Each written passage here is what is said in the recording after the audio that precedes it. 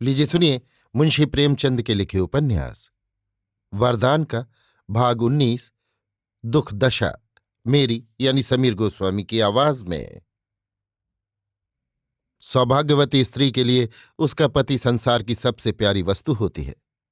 वो उसी के लिए जीती है और उसी के लिए मरती है। उसका हंसना बोलना उसी के प्रसन्न करने के लिए और उसका बनाव श्रृंगार उसी को लुभाने के लिए होता है।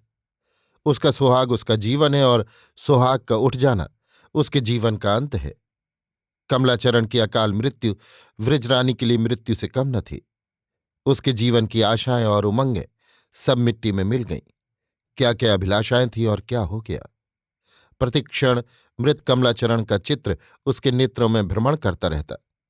यदि थोड़ी देर के लिए उसकी आंखें झपक जातीं तो उसका स्वरूप साक्षात नेत्रों के सम्मुख आ जाता। किसी समय में भौतिक त्रयत्रापों को किसी विशेष व्यक्ति या कुटुंब से प्रेम सा हो जाता है। कमला का शोक शांत भी न हुआ था कि बाबू श्यामाचरण की बारी आई। शाखा भेदन से वृक्ष को मुरझाता हुआ न देखकर इस बार दुर्दैव ने मूल ही काट डाला। रामदीन पांडे बड़ा दम्भी मनुष्य था। जब तक डिप्टी साहब मझगांव में थे दबका बैठा रहा, परंतु ज्यों ही वे नगर को लौटे उसी दिन से उसने उत्पात करना आरंभ किया। सारा गांव का गांव उसका शत्रु था। जिस दृष्टि से मझगांव वालों ने होली के दिन उसे देखा वो दृष्टि उसके हृदय में कांटे की भांति खटक रही थी। जिस मंडल में मझगांव स्थित था उसके थानेदार साहब एक बड़े घाघ और कुशल रिश्वती थे। सहस्त्रों की रकम पचा जाए पर डकार तक न ले। अभियोग बनाने और प्रमाण गढ़ने में ऐसे अभ्यस्त थे कि बाट चलते मनुष्य को फांस लें और फिर वो किसी के छुड़ाए न छूटे। अधिकारी वर्ग उनके हथकंडों से विज्ञ था, पर उनकी चतुराई और कार्यदक्षता के आगे किसी का कुछ बस न चलता था। रामदीन इन थानेदार साहब से मिला और अपने हृदय रोग की औषधि मांगी। इसके एक सप्ताह पश्चात मझगांव में डाका पड़ गया। एक महाजन नगर से आ रहा था। रात को नंबरदार के यहाँ ठहरा। डाकुओं ने उसे लौटकर घर न जाने दिया। प्रातःकाल थानेदार साहब तहकीकात करने आए और एक ही रस्सी में सारे गांव को बांध कर ले गए। देवात मुकदमा बाबू श्यामाचरण की इजलास में पेश हुआ। उन्हें पहले ही से सारा कच्चा चिट्ठा विदित था और ये थानेदार साहब बहुत दिनों से उनकी आंखों पर चढ़े हुए थे। उन्होंने ऐसी बाल की खाल निकाली कि थानेदार साहब की पोल खुल गई। 6 मास तक अभियोग चला और धूम से चला। सरकारी वकीलों ने बड़े बड़े उपाय किए, परंतु घर के भेदी से क्या छिप सकता था। फल ये हुआ कि डिप्टी साहब ने सब अभियुक्तों को बेदाग छोड़ दिया और उसी दिन सायंकाल को थानेदार साहब मुअत्तल कर दिए गए।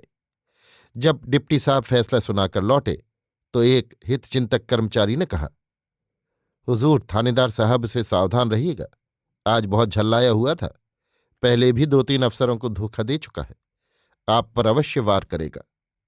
डिप्टी साहब ने सुना और मुस्कुराकर उस मनुष्य को धन्यवाद दिया, परंतु अपनी रक्षा के लिए कोई विशेष यत्न न किया। उन्हें इसमें अपनी भीरुता जान पड़ती थी। राधा अहीर बड़ा अनुरोध करता रहा कि मैं आपके संग रहूंगा। काशी भर भी बहुत पीछे पड़ा रहा, परंतु उन्होंने किसी को संग न रखा। पहले ही की तरह अपना काम करते रहे। जालिम खां बात का धनी था। वो जीवन से हाथ धोकर बाबू श्यामाचरण के पीछे पड़ गया। एक दिन वे सैर करके शिवपुर से कुछ रात गए लौट रहे थे कि पागलखाने के निकट कुछ देखकर फिटिन का घोड़ा बिधका। गाड़ी रुक गई और पल भर में जालिम खां ने एक वृक्ष की आड़ से पिस्तौल चलाई। पड़ाके का शब्द हुआ और बाबू श्यामाचरण के वक्षस्थल से गोली पार हो गई। पागलखाने के सिपाही दौड़े। जालिम खां पकड़ लिया गया। साइस ने उसे भागने न दिया था। इस दुर्घटना ने कुटुंब का सत्यानाश कर दिया। प्रेमवती यद्यपि बड़ी सुशीला और हंसमुख स्त्री थी, तथापि इन दुर्घटनाओं ने उसके स्वभाव और व्यवहार में अकस्मात बड़ा भारी परिवर्तन कर दिया। बात बात पर विरजन से चिढ़ जाती और कटुक्तियों से उसे जलाती। उसे ये भ्रम हो गया कि ये सब आपत्तियां इसी बहू की लाई हुई हैं। यही अभागिन जब से घर आई है घर का सत्यानाश हो गया। इसका पौरा बहुत निकृष्ट है।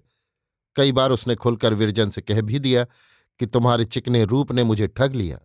मैं क्या जानती थी कि तुम्हारे चरण ऐसे अशुभ हैं। विरजन ये बातें सुनती और कलेजा थाम कर रह जाती। जब दिन ही बुरे आ गए तो भली बातें क्यों कर सुनने में आए। ये 8 पहर का ताप उसे दुख के आंसू भी न बहाने देता। आंसू तब निकलते हैं जब कोई हितैषी हो और दुख को सुने। ताने और व्यंग की अग्नि से आंसू जल जाते हैं।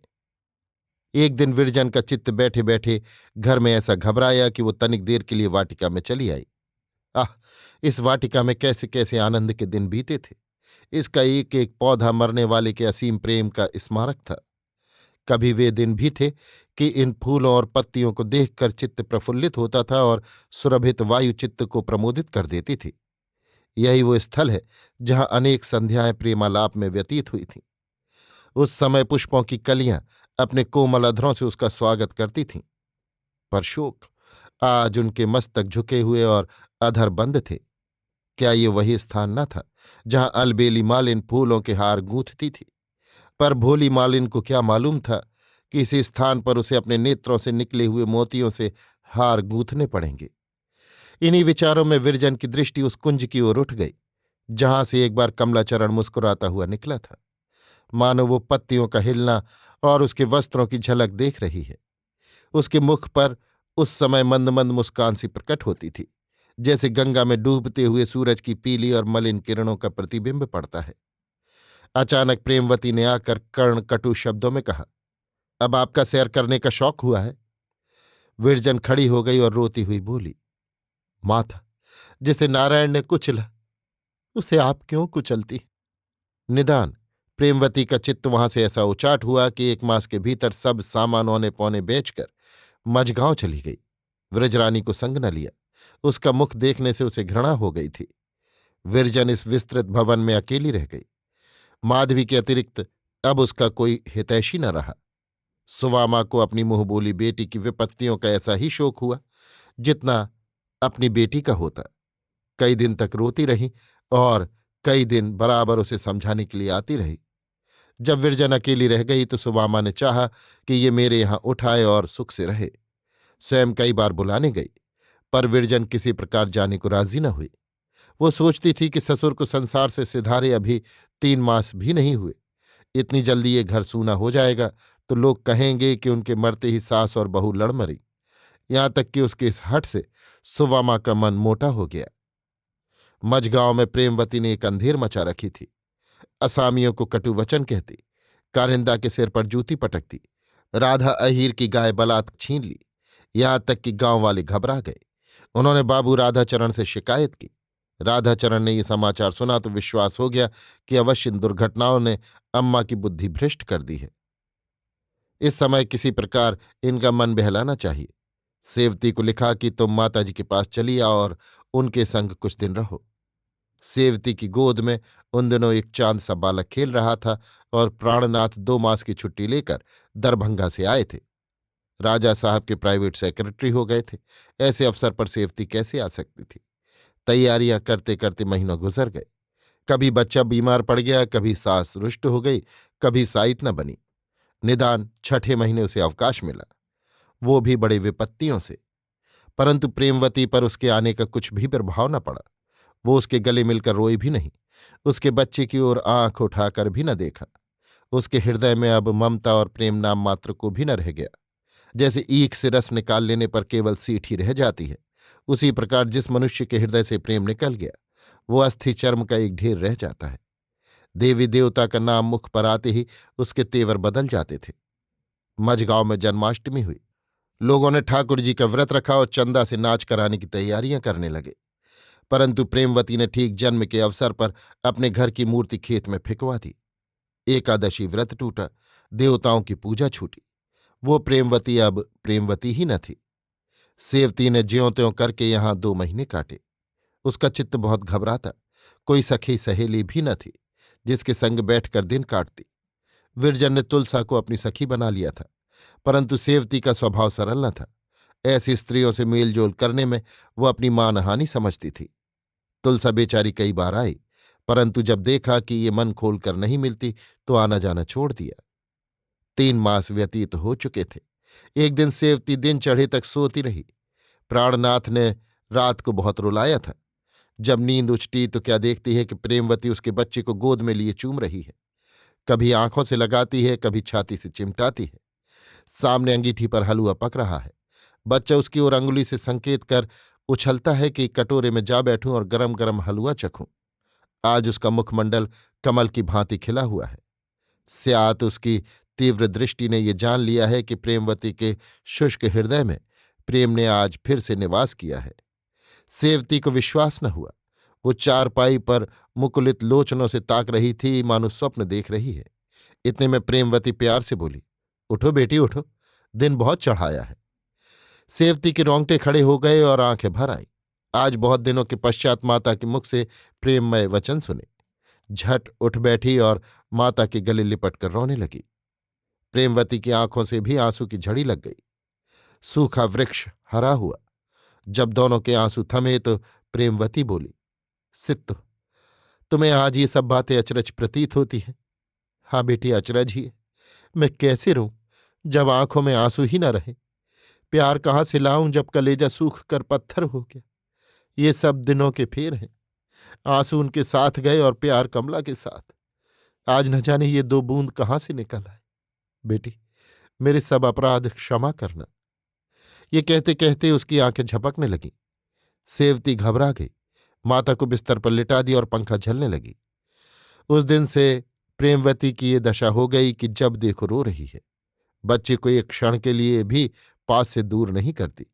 मेहरियों से बोलती तो मुख से फूल झड़ते। फिर वही पहले की सुशीला प्रेमवती हो गई। ऐसा प्रतीत होता था मानो उसके हृदय पर से एक पर्दा सा उठ गया है। जब कड़ाके का जाड़ा पड़ता है तो प्रायः नदियां बर्फ से ढक जाती हैं। उसमें बसने वाले जलचर बर्फ के पर्दे में छिप जाते हैं। नौकाएं फंस जाती हैं और उस मंदगति रजत वर्ण प्राण सजीवन जल स्रोत का स्वरूप कुछ भी दिखाई नहीं देता। यद्यपि बर्फ की चादर की ओट में वो मधुर निद्रा में अलसित पड़ा रहता है, तथापि जब गर्मी का साम्राज्य होता है तो बर्फ पिघल जाती है और रजत वर्ण नदी अपनी बर्फ की चादर उठा लेती है। फिर मछलियां और जल जंतु आ बसते हैं। नौकाओं के पाल लहराने लगते हैं और तट पर मनुष्यों और पक्षियों का जमघट हो जाता है। परंतु प्रेमवती की ये दशा बहुत दिनों तक स्थिर न रही। ये चेतनता मानो मृत्यु का संदेशा थी। इसी चित्तोद्विग्नता ने उसे अब तक जीवन कारावास में रखा था। अन्यथा प्रेमवती जैसी कोमल हृदय स्त्री विपत्तियों के ऐसे झोंके कदापि न सह सकती। सेवती ने चारों ओर तार दिलवाए कि आकर माताजी को देख जाओ, पर कहीं से कोई न आया। प्राणनाथ को छुट्टी न मिली। विरजन बीमार थी। रहे राधाचरण, वे नैनीताल वायु परिवर्तन करने गए हुए थे। प्रेमवती को पुत्र ही देखने की लालसा थी, पर जब उनका पत्र आ गया कि इस समय में नहीं आ सकता, तो उसने एक लंबी सांस लेकर आंखें मूंद लीं और वो ऐसी सोई कि फिर उठना नसीब न हुआ। अभी आप सुन रहे थे मुंशी प्रेमचंद के लिखे उपन्यास वरदान का भाग 19 दुख दशा, मेरी यानी समीर गोस्वामी की आवाज में।